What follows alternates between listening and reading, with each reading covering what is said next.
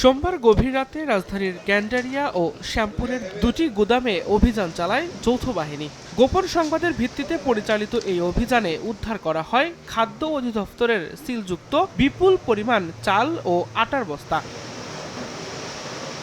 মূলত আরকে এন্টারপ্রাইজ নামের একটি প্রতিষ্ঠান গোপনে খাদ্য অধিদপ্তরের আটা ও চালের বস্তা সংগ্রহের পর সেগুলোর মোড়ক পাল্টে নতুন নাম দেয় নুরানি আটা ও নুরানি চাল।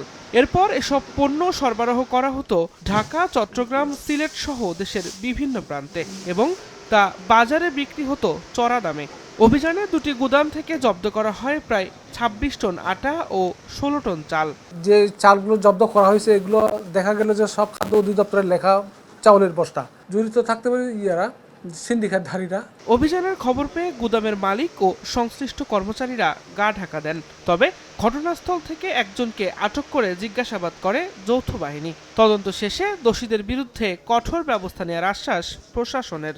যাদেরকে এখানে হাতে নাতে ধরেছি তার বিরুদ্ধে আমরা আইনগত ব্যবস্থা নিতে যাচ্ছি এবং সেখান থেকে আমরা জানার চেষ্টা করব যে কোন চক্রটা এর সাথে জড়িত। গরিব মানুষ তারা হয়তো জিনিসটা বঞ্চিত হচ্ছে। ইনশাল্লাহ এই অভিযান জারি থাকবে।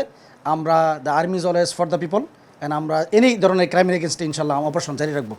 রাতে রাজধানীর মিরপুরের বিভিন্ন সড়কে তল্লাশি চৌকি স্থাপন করে পুলিশ ও সেনাবাহিনী। এ সময় শৃঙ্খলা না মানায় বেশ কয়েকটি যানবাহনের বিরুদ্ধে মামলা দেয়া হয়। দিন মোহাম্মদ সাব্বির, সময় সংবাদ, ঢাকা।